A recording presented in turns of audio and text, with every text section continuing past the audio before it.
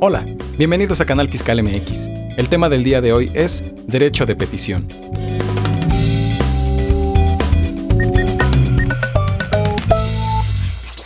Para tratar el tema de derecho de petición, es necesario hacer un poco de memoria y necesitamos remontarnos al año 2011.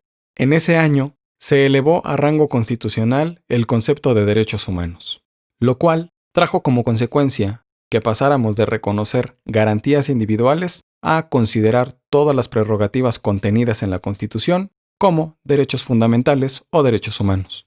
Con este antecedente, antes de citar las disposiciones de carácter interno, necesitamos citar las disposiciones de carácter internacional que reconocen este derecho, por lo cual nos remitiremos a la Declaración Americana de los Derechos y Deberes del Hombre, que en su artículo 24 establece lo siguiente: toda persona tiene derecho de presentar peticiones respetuosas a cualquier autoridad competente, ya sea por motivo de interés general, ya de interés particular, y el de obtener pronta resolución. Trasladándonos al derecho interno mexicano, este derecho de petición lo encontramos ubicado en el artículo 8 de la Constitución Política de los Estados Unidos Mexicanos, cuyo texto establece lo siguiente. Artículo 8. Los funcionarios y empleados públicos respetarán el ejercicio del derecho de petición, siempre que ésta se formule por escrito, de manera pacífica y respetuosa. Pero en materia política, solo podrán hacer uso de ese derecho los ciudadanos de la República. A toda petición deberá recaer un acuerdo escrito de la autoridad a quien se haya dirigido, la cual tiene obligación de hacerlo conocer en breve término al peticionario. En ambas disposiciones encontramos elementos en común. El primero es que es reconocido como un derecho. El segundo elemento en común es que debe hacerse de manera respetuosa. El tercer elemento es que a toda petición debe recaer una respuesta o resolución. Y el cuarto elemento lo constituye el hecho de que la respuesta o resolución debe darse en breve término. Como podemos apreciar, en ambas disposiciones, el concepto de breve término no se encuentra claramente definido en cuanto a plazo. En este sentido, los tribunales ya se han pronunciado de acuerdo a la siguiente tesis, cuyo rubro expone lo siguiente: derecho de petición, concepto de breve término, para efectos de la respuesta que debe darse al particular que lo ejerció. El artículo 8, párrafo 2 de la Constitución Política de los Estados Unidos Mexicanos impone a las autoridades la obligación de dar respuesta en breve término a la solicitud formulada por un particular. Sin embargo, ese concepto no ha sido acotado por el constituyente, por lo que no es posible fijar un plazo único y genérico para que las autoridades den respuesta a la solicitud que se les plantea en ejercicio del derecho de petición. En esa tesitura, por breve término, debe entenderse el periodo racional y justificado para estudiar y acordar la petición, conforme a su complejidad, las circunstancias específicas del caso y las cargas de trabajo de la autoridad.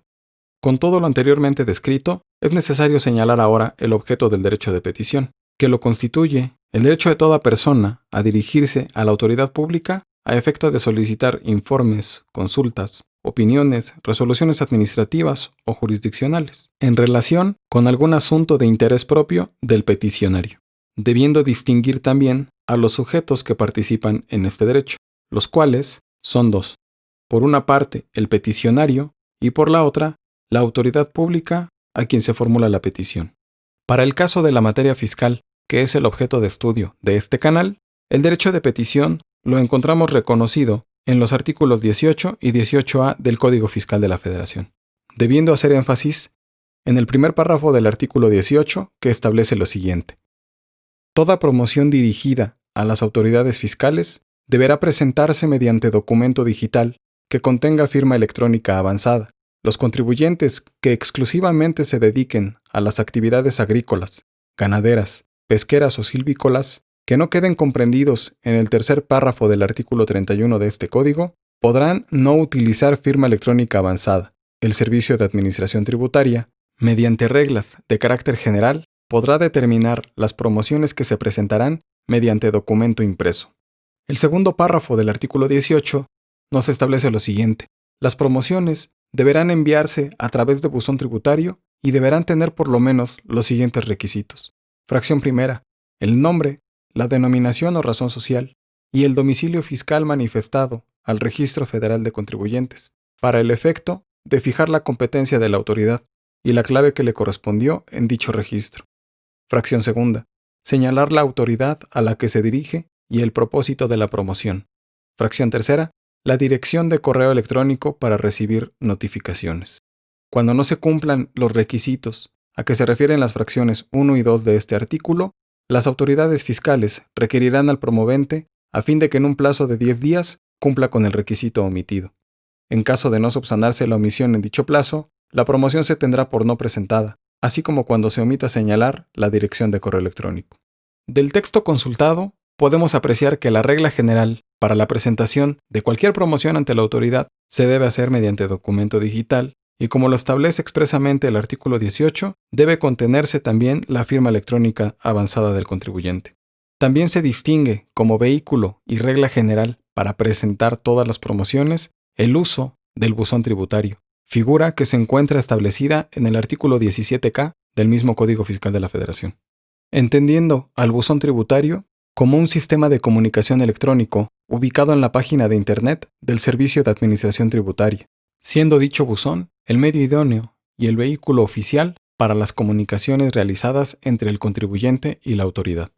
Debiendo aclarar que para este ejercicio de 2020 ha sido obligatorio, tanto para personas físicas como para personas morales, el habilitar dicho buzón tributario, debiendo manifestar en el mismo un correo electrónico que sirva de antecedente para establecer las comunicaciones que a través de dicho buzón realice la autoridad de los diversos actos administrativos de que se trate, así como la manifestación de un número telefónico para tener contacto con el particular o contribuyente.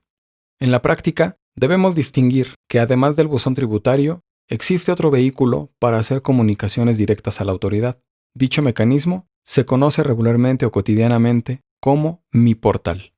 En dicho apartado, el contribuyente podrá solicitar asistencia y orientación de manera electrónica. Asimismo, podrá presentar aclaraciones para desvirtuar las causas por las cuales se ha dejado sin efectos el certificado de sello digital, así como también podrá aclarar requerimientos de obligaciones omitidas, cuando éstas se hayan cumplido de forma espontánea en términos del artículo 73 del Código Fiscal de la Federación.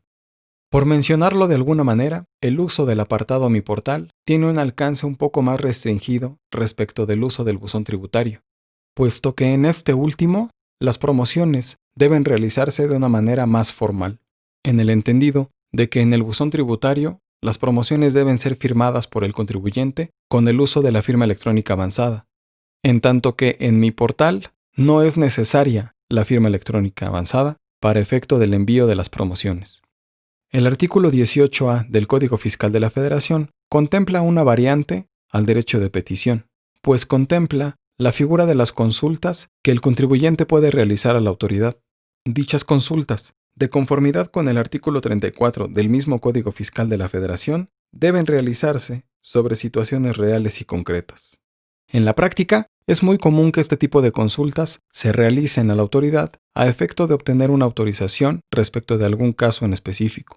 Es por eso que el mismo artículo 18A establece expresamente los requisitos que deberán colmarse en cada consulta de esta categoría, señalando las siguientes fracciones. Primera, señalar los números telefónicos, en su caso del contribuyente y el de los autorizados, en los términos del artículo 19 de este código, es decir, cuando exista un representante asignado a la causa.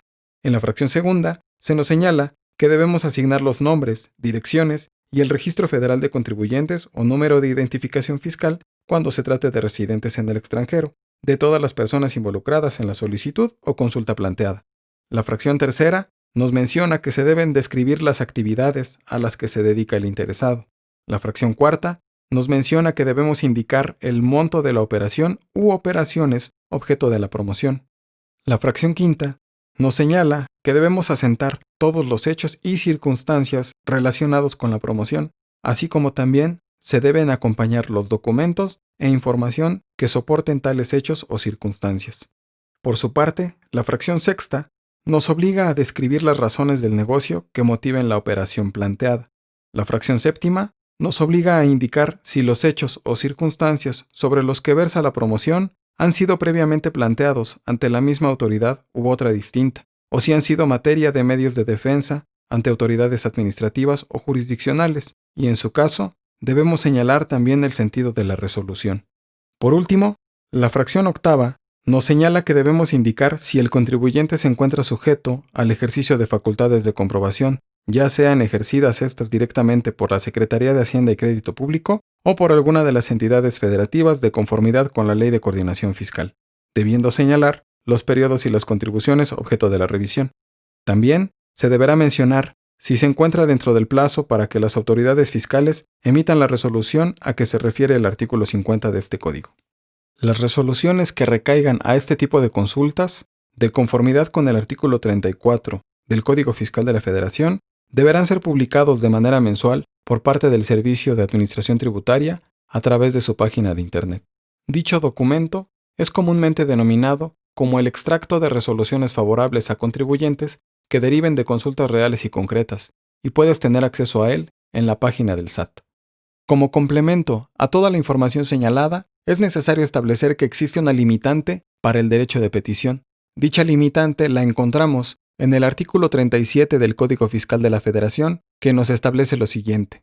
Las instancias o peticiones que se formulen a las autoridades fiscales deberán ser resueltas en un plazo de 3 meses. Transcurrido dicho plazo, sin que se notifique la resolución, el interesado podrá considerar que la autoridad resolvió negativamente e interponer los medios de defensa en cualquier tiempo posterior a dicho plazo, mientras no se dicte la resolución, o bien esperar a que ésta se dicte. Esta limitante que acabamos de describir es comúnmente denominada como negativa ficta. Solo debemos precisar que del contenido de este artículo 37 se evidencia el plazo que tiene la autoridad para poder responder a todas las solicitudes que el mismo particular le realice.